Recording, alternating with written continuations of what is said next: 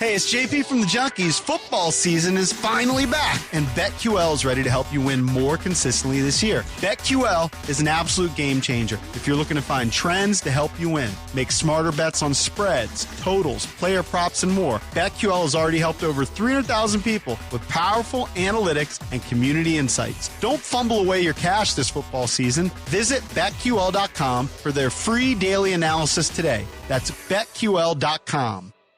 All right, Tim Fitzgerald, GoPowerCat.com, joins us on the High Hop Hotline. Fitz, hello. How are you doing?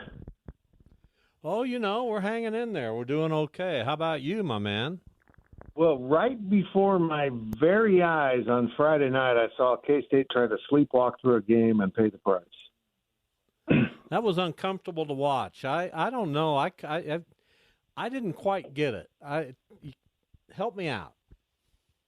I wish I could, but yeah, it was. You nailed it, though. It's hard to understand how that happened. It's hard to grasp how now, if you subtract the pandemic season, that was so weird, that K-State is 1-4 under Chris Kleiman after a bye week.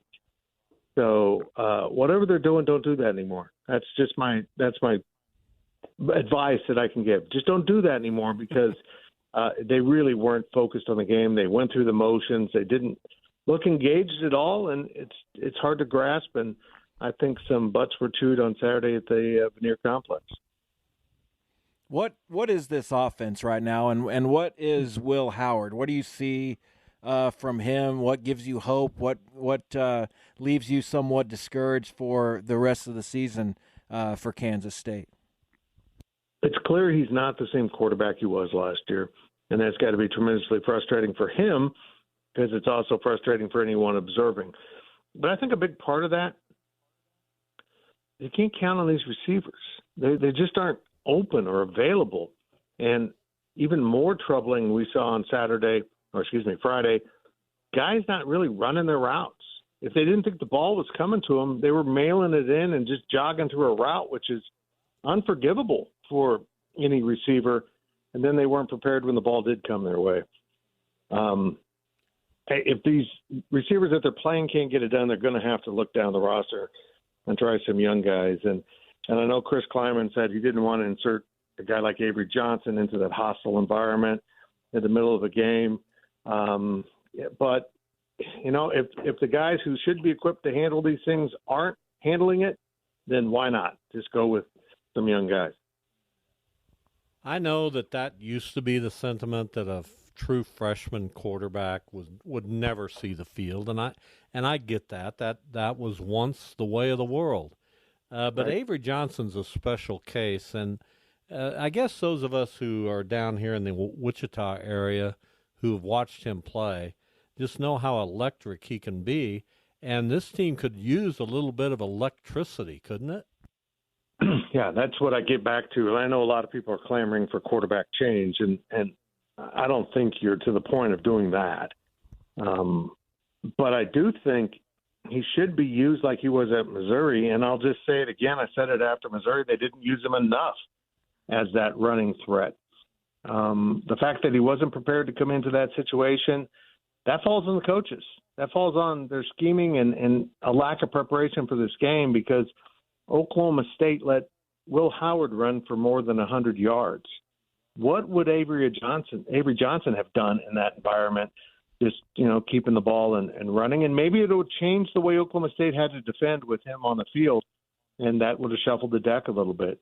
I know this. They needed to try something. They needed to shake it up in some way, and that never happened. Did you think we'd be at the point at this point in the Big 12? There were only 3 games in, but everyone just about looks mediocre. I guess outside of Oklahoma, which is undefeated and played well against Texas. What does that say about the Big 12? I guess and how much damage if K-State turns it around can they do in this conference? Do you think? Great question. And I think we're seeing it all across college football. I just feel like college football as a whole isn't as good as it has been. There's not as many dominant teams in the nation. And certainly we're seeing the Big 12 where apparently the two exiting are going to make a statement as they go out the door, a statement they haven't been able to make for a few years. But I think the Big 12 is wildly entertaining. I know that, and every week is self-contained. You can stink one week and come back the next game and have a whole new opportunity to be good. We saw that with Oklahoma State. They lose at Iowa State. Sure, they had an off week to help prepare, but in the end, the next game out, they played much better. So if you're Kansas State, you have to hang your hat on that. You played horrible. Maybe that's got everyone's attention that you've been believing it was easier than it was last year. You had to fight every moment to become Big 12 champions, and they hardly even fought at all at Oklahoma State. So now the benefit of Oklahoma beating Texas is you can truthfully tell your guys, hey, we control our own fate. If we want to be the team that we can be, we're capable of, we can win all these games and go back to the Big 12 title game. It's a hard sell for the fans after watching that, but if you're the team, you certainly believe you still control your own fate, and you just got to start taking care of business. And it starts with the Tech team that all of a sudden is playing much better football. So K-State was flat on Friday night, losing at Oklahoma State in a game nobody saw that coming. No. Meanwhile, up in Lawrence, KU rushes for right at 400 yards and a 51-22 win over a decent Central Florida team. Who's the better team right now, Kansas or Kansas State? I think right now it's Kansas because they have a sense of who they are. You know what I mean? They understand. Yeah, we're a little uncertain at quarterback, sure, but we can do this with our backup. They've kind of defined themselves a little bit better right now than Kansas State has, which is kind of hard to believe if you're a K-Stater. But I'll say this. Everyone's going to run the ball against Central Florida. Until UCF figures out how to tackle and get players to the ground, because a lot of that yardage was after contact. They're bad, and they're getting worse with injuries. So let's be honest, the three of us could come up with that game plan for Kansas. You got Jason Bean, UCF can't tackle. Let's just run the ball.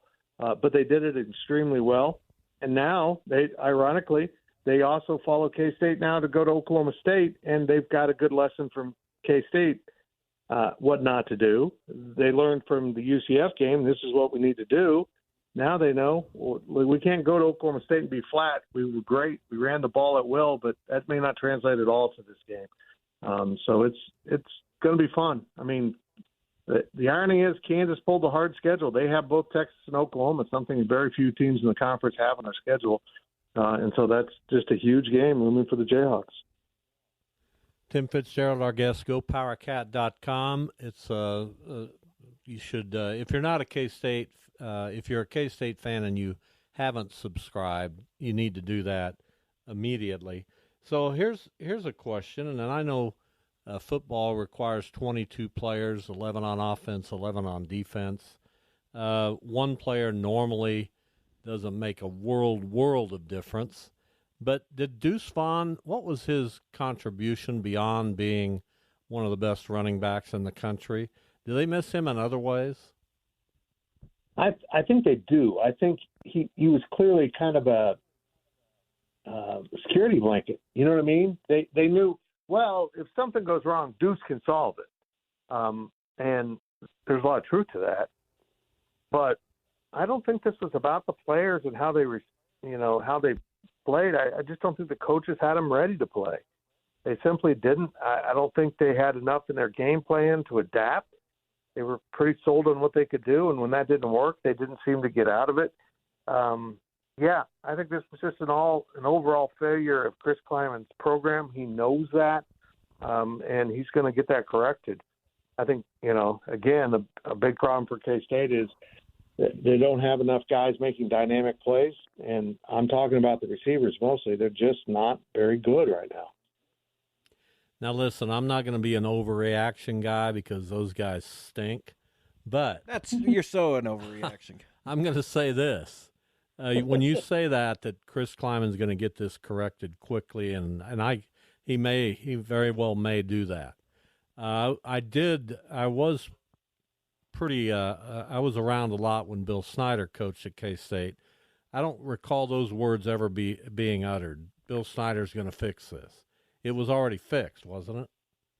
Yeah, you're right in a lot of ways, and also I feel like the game's changed with the transfer portal and being able to reinvent yourself in a year, and I feel like teams don't appreciate that there's talent, or players don't appreciate there's talent everywhere on these teams, and anyone can come and get you. It's always been true, but I feel like the portal now is so true.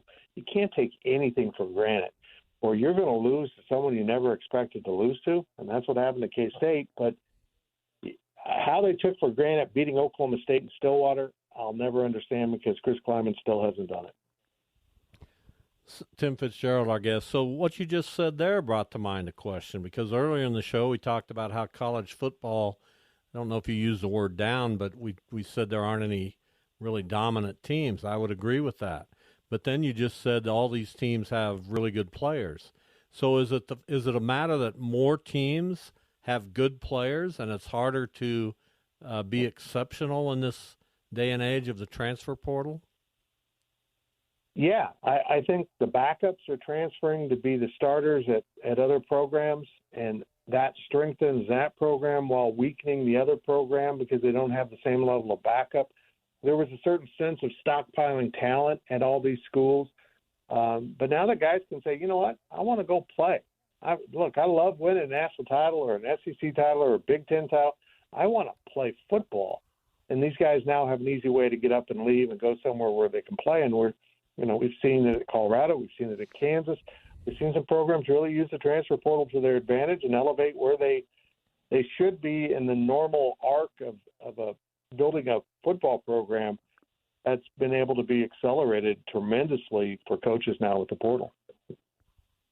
So I was going to ask about basketball real quick because we had media day here in Wichita, or the American Conference. I don't think the Big 12 has had that yet, but I'm sure it's coming. I've just been surprised by the lack of love that Kansas State is getting, and I know that they lost their two best and most dynamic and exciting players, but it just seems like there's enough residual left, and Jerome Tang, even this early in the career, having a little bit of a reputation that maybe K-State would show up on some of these top 25s or others receiving votes.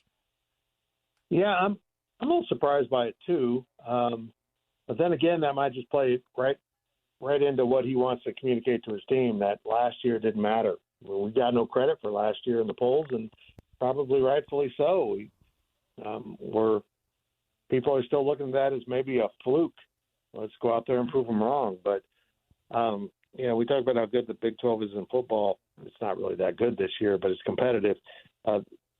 Big 12 basketball is just brutal. And if you're a voter from the East or West Coast, how many Big 12 teams do you really want to put in your poll? How far down do you go?